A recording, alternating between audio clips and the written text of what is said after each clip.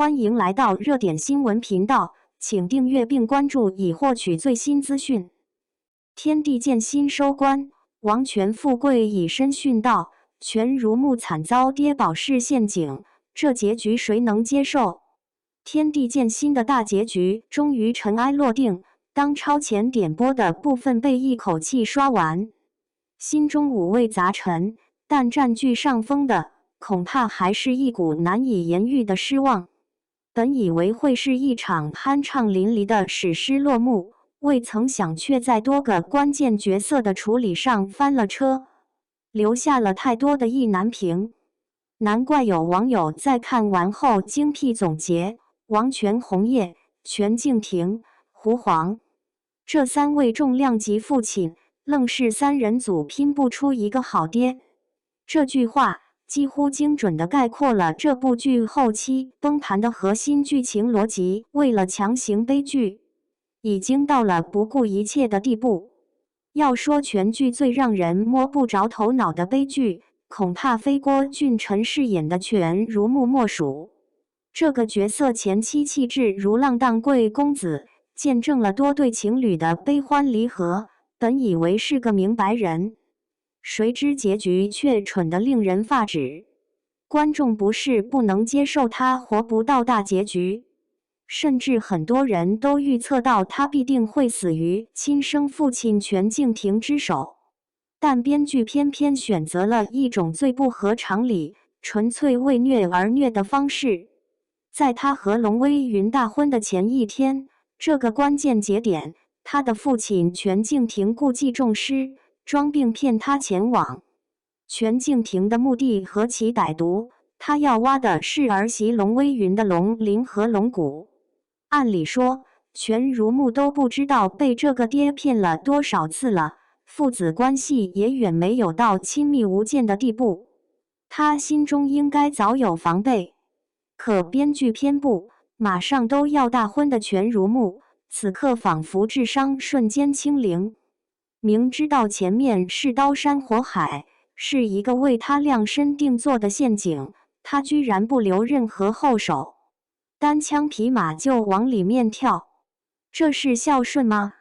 不，这是对观众智商的无情践踏。最终的结局毫无意外，权如木重伤而亡。他用生命好不容易救下的龙威云，也无法独活，最终选择献出龙丹，只为换他一个转世的机会。这种双双殉情的结局，非但没有感动任何人，反而让人觉得荒谬。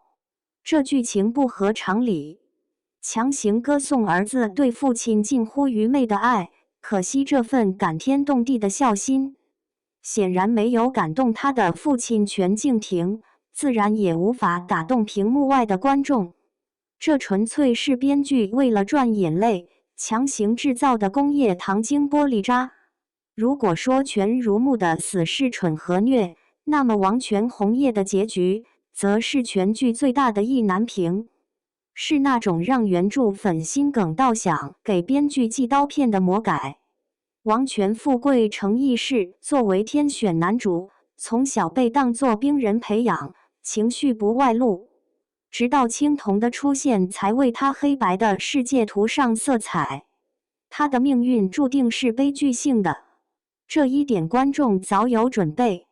在大结局中，他经历了父亲王权红叶遗憾离世的家族变故后，决定彻底重视兵人的命运，燃命挥出那惊天动地的天地一剑，去圈外彻底消灭黑狐，以身殉道。这个结局虽然悲壮，但符合他王权剑的宿命。但问题出在了他父亲王权红叶的身上。为什么要魔改王权红叶的结局？原著中的安排明明合情合理，王权富贵先战胜了黑狐，王权红叶得知大仇的报，心中夙愿已了，才邀请旧友李去卓来王权山庄见面，写下打败黑狐的心得，最终含笑而逝，安心去世。这是一个英雄在完成毕生执念后圆满的落幕。可剧版呢？编剧大笔一挥，将这份圆满撕得粉碎。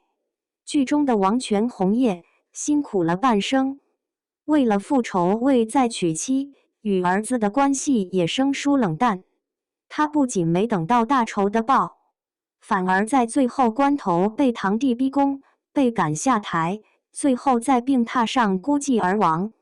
这是何其的讽刺！这个结局对得起他那20年的隐忍和坚持吗？这种抱憾而终的处理，让王权红叶这个角色的坚守变成了一个彻头彻尾的笑话，也让王权富贵最后的牺牲，在家族传承的意义上蒙上了一层阴影。这才是观众最无法释怀的地方。在主角团的塑造上，也是险象环生。王权富贵在收集4件法宝对付黑狐的过程中，一度疑似黑化，甚至取出了青铜体内的情术种子。那一刻，观众的心都提到了嗓子眼，差点以为青铜就要被当作祭品牺牲掉了。所幸编剧手下留情，它只是化为了小蜘蛛的原型，在大战之后还坚强地活着。这大概是这场悲剧盛宴中唯一的一点万幸。至于女主的弟弟倾城，更是将解控演绎到了偏执。前期在姐姐的呵护下长大，产生了极端的占有欲，后期为爱时为偏执直接黑化，成为了主角团的阻碍。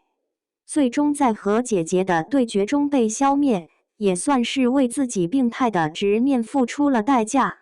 在这样一众被剧本折磨的角色中，反倒是配角范云飞的饰演者常华森收获了意料之外的好评。在这部云集了众多优秀男演员的剧中，常华森的表现非但没有拖后腿，反而可圈可点。